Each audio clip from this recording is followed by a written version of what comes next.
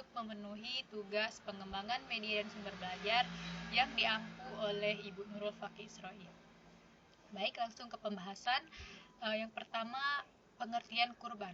Kurban berasal dari bahasa Arab kurban yang berarti dekat.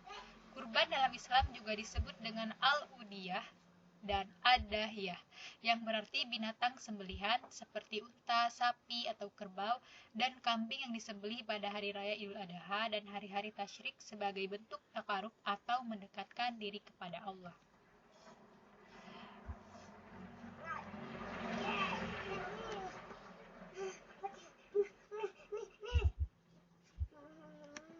Kemudian hukum berkurban.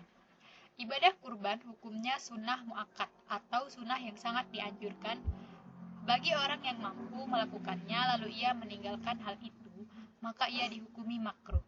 Hal ini berdasarkan hadis yang diriwayatkan oleh Bukhari dan Muslim bahwa Nabi Muhammad SAW pernah berkurban dengan 2 kambing kibashi yang sama-sama berwarna putih kehitam-hitaman dan bertanduk.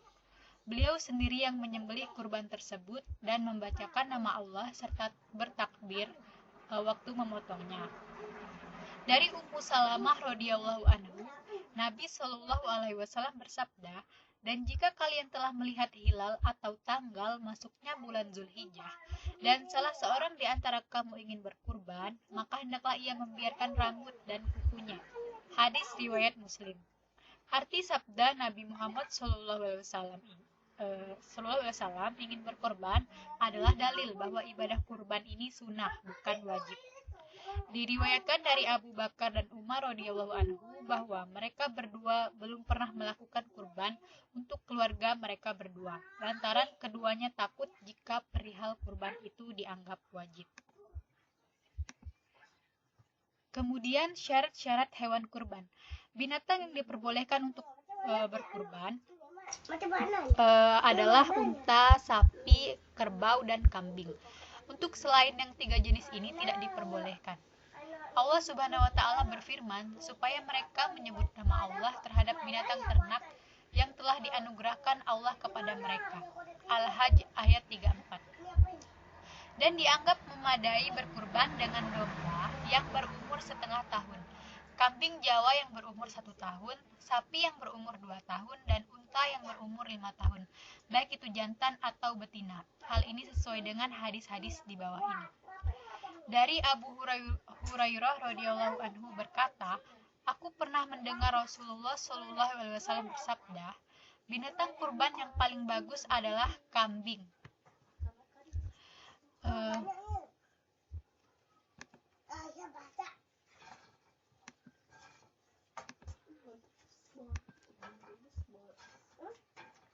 Dari Abu Hurairah radhiyallahu anhu berkata, "Aku pernah mendengar Rasulullah SAW bersabda, binatang kurban yang paling bagus adalah kambing yang jadza atau berumur 1 tahun."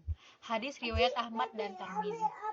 Dari Uqbah bin Amir radhiyallahu anhu berkata, "Wahai Rasulullah SAW, aku mempunyai jazza." Rasulullah SAW menjawab, "Berkurbanlah dengannya." Hadis riwayat Bukhari dan Muslim.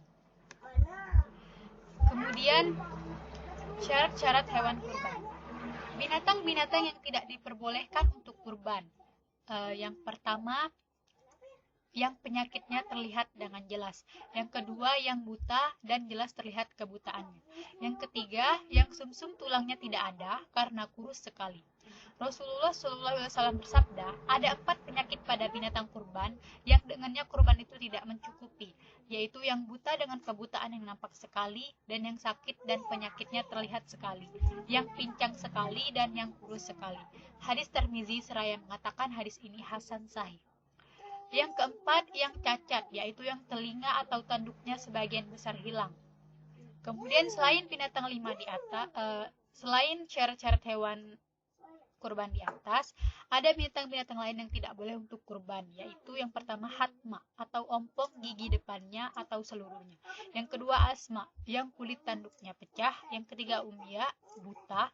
Yang keempat taula, yang mencari makan di perkebunan tidak digembalakan.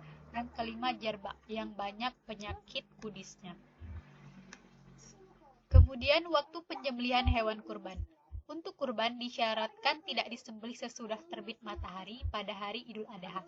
Sesudah itu boleh menyembelihnya di hari mana saja yang termasuk hari-hari tasyrik, baik malam ataupun siang. Setelah 3 hari tersebut tidak ada lagi waktu penyembelihannya. Dari Al-Bara radhiyallahu anhu, Nabi Shallallahu alaihi wasallam bersabda, sesungguhnya yang pertama kali kita lakukan pada hari ini atau Idul Adha adalah kita sholat, kemudian kita kembali dan memotong kurban. Barang siapa melakukan hal itu, berarti ia mendapatkan sunnah kami. Dan barang siapa yang menyembelih sebelum itu, maka sembelihan itu tidak lain hanyalah daging yang ia persembahkan kepada keluarganya yang tidak termasuk ibadah kurban sama sekali. Abu Burdah berkata, pada hari nahar Rasulullah SAW berkhutbah di hadapan kami. Beliau bersabda, barang siapa sholat sesuai dengan sholat kami dan menghadap ke kiblat kami dan beribadah dengan cara ibadah kami, maka ia tidak menyembelih kurban sebelum ia sholat.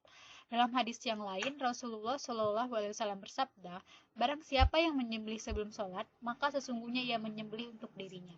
Dan barang siapa yang menyembelih setelah sholat dan khutbah, sesungguhnya ia telah sempurnakan dan ia mendapat sunnah umat Islam. Hadis riwayat Bukhari dan Muslim. Kemudian pembagian hewan kurban. Disunahkan bagi orang yang berkurban memakan daging kurbannya, menghadiahkannya kepada para kerabat dan menyerahkannya kepada orang-orang fakir. Rasulullah SAW bersabda, makanlah dan berilah makan kepada fakir miskin dan simpanlah. Dalam hal ini, para ulama mengatakan yang afdol adalah memakan daging itu sepertiga, menyedekahkannya sepertiga dan menyimpannya sepertiga. Daging kurban boleh diangkut atau dipindahkan sekalipun ke negara lain, akan tetapi tidak boleh dijual. Begitu pula kulitnya. Dan tidak boleh memberi kepada tukang potong daging sebagai upah. Tukang potong berhak menerimanya sebagai imbalan kerja. Orang yang berkurban boleh bersedekah dan boleh mengambil kurbannya untuk dimanfaatkan atau dimakan. Menurut Abu Hanifah, bahwa boleh menjual kulitnya dan uangnya disedekahkan atau dibelikan barang yang bermanfaat untuk rumah. Baik, hanya itu yang bisa saya sampaikan. Selebihnya saya mohon maaf apabila ada salah kata. Kepada Allah saya mohon ampun. Saya akhiri. Wassalamualaikum warahmatullahi wabarakatuh.